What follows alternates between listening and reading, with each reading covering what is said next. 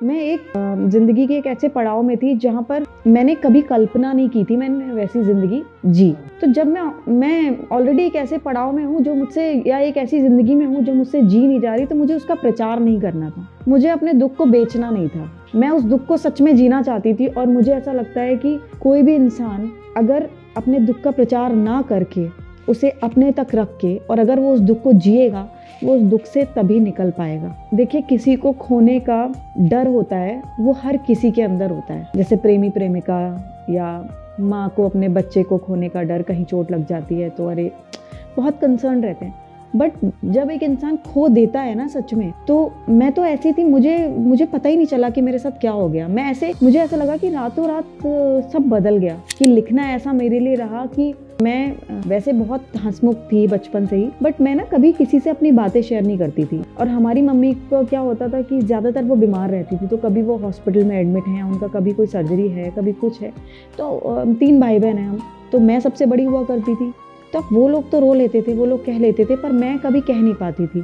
सब कुछ मतलब पापा ने हमें सिखाया, खाना बनाना ऐसे, ये ऐसे करते हैं, सब्जी में तड़का ऐसे लगाते हैं, छोटी छोटी चीज़ें जो जनरली लोगों के पिता के पास वक्त नहीं होता है अपने बच्चों के साथ बिताने के लिए, पर हमारे पापा ने हमको बहुत टाइम दिया। मुझे वो रियलाइजेशन 6th क्लास में हुआ कि ये चीज़ है जो मैं करना चाहती हूँ, मैं लिखना चाहती हूँ। मुझे एक थॉट आया उस दिन, मैंने एक लाइन के बस लिखने कुछ भी टूटा फूटा जो आया, तब से लेके आज तक मैं लिखती रही। बस लिखने की एक सबसे अच्छी बात रही है, मुझे जब भी रोना होता है तो मैं कागज़ पे रो लेती हूँ, ठीक है। पर एक बुरी बात भी है लिखने की, कि अगर हमें कभी बहुत ज़्यादा रोना होता है ना, तो ना हमें शब्द मिलते हैं ना एहसास मिलते हैं। अपने तो नहीं कह पाते हैं, समाज को बेशक आप कागज़ पर उतार दें, पर आप अपने एहसासों को ना कागज़ पे उतारने से भी डरते हैं, जो मेरे साथ अब हो रहा है। मैंने अपने दिमाग को ये बहुत अच्छे से समझा दिया था कि ज्योति, तुम ऑलरेडी एक इंसान को खो चुकी हो, अब तुम दूसरा बर्दाश्त नहीं कर पाओगी, और उसके लिए ना तुमको जो डॉक्टर बोलते हैं, जैसे बोलते हैं, तुमको वैसे ही रहना। मेरी प्रेगनेंसी भी बहुत क्रिटिकल रही और मुझे बस ये था कि मुझे नहीं पता, बस मुझे ये बच्चा है जो मुझे ना इसका चेहरा देखना है, ये दिखता कैसा है। मैं शायद बहुत सेल्फिश हो गई थी या पता नहीं, मतलब बहुत लोगों ने मुझे उस वक्त कहा कि तुम एक बिना बाप के बच्चे को लेकर आ रही हो इस दुनिया में, तुम्हें पता है कि तुम्हारे लिए जिंदगी कितनी टफ हो जाएगी, और अगर तुम कभी दोबारा शादी करने के बारे में सोचोगी तो तुम्हारे लिए कितनी टफ हो जाएगी। मतलब बहुत सारी बातें। मैं शुरू से स्ट्रॉन्ग रही, या मैं ये कहूँ कि मेरी परवरिश ऐसे हुई।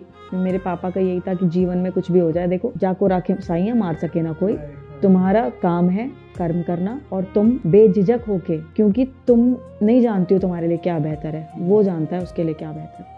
देखो, तुम ये डिसाइड कर लो कि अगर तुम कमरा बंद करके रोगी तो तुम्हारी परिस्थिति बदल जाएगी। तो हम सब यही करते हैं, और नीचे गिरकर तुम्हें लगता है कि तुम अपनी जिंदगी बेहतर कर लोगी, तो मैं भी तुम्हारे साथ करूंगा। उन्होंने मुझे ये भी बोला कि तुमको अगर अपनी जिंदगी खत्म भी करनी है ना, एक टाइम ऐसा भी आ गया था उस टाइम पे जहाँ पर मुझे हो गया था कि मुझसे नहीं जिया जाएगा, तो उन्होंने मुझे बोला कि अगर तुम्हें ये खत्म भी करनी है ना, तो मैं तुम्हें रोकूंगा भी नहीं, मैं तुम्हारे साथ हूँ। तो मैं एकदम से वो हो गई कि मतलब पापा मुझे ऐसे क्यों बोल रहे हैं। मैंने सोचा कि यार, एक पिता जिसने आपको इतने सालों तक पाला, वो ये कह रहा है कि अगर तुमको अपनी जिंदगी खत्म करनी है तो तुम वो भी करो, मैं तुम्हारे उसमें भी साथ हूँ। मुझे इससे बड़ा साथ तो कोई चाहिए ही नहीं जीवन में।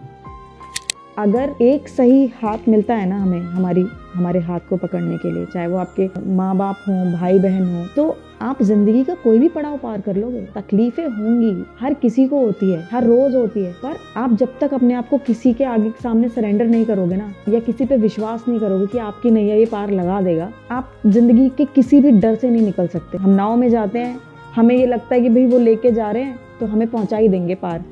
हम तो पर्सनली जानते भी नहीं है कि कौन चला रहा है, फिर भी हम विश्वास तो करते हैं ना उन पे। तो बस वही वाला विश्वास हमें ना हर परिस्थिति में करना होता है। तो मैं सबसे यही कहूँगी कि अगर आपको लगता है कि आपको किसी से बात करने की ज़रूरत है तो बात कीजिए, और अगर आपको लगता है कि आपको डॉक्टर के पास जाने की ज़रूरत है तो वहाँ भी जाइए। कोई झिझक नहीं होनी चाहिए, क्योंकि आपका एक गलत फैसला आपकी ज़िंदगी को ना वर्स्ट कर सकता है। जब हमारे साथ कुछ गलत होता है ना, तो सबसे पहले हम भगवान को कोसते हैं। हम कहते हैं कि भगवान, तूने बहुत गलत किया है और आज से हम तुम्हारी पूजा नहीं करेंगे। ज़माना ज़माने सा ना रहा, ज़माना ज़माने सा ना रहा, सोच बदली तो किताबें रद्दी हो गई।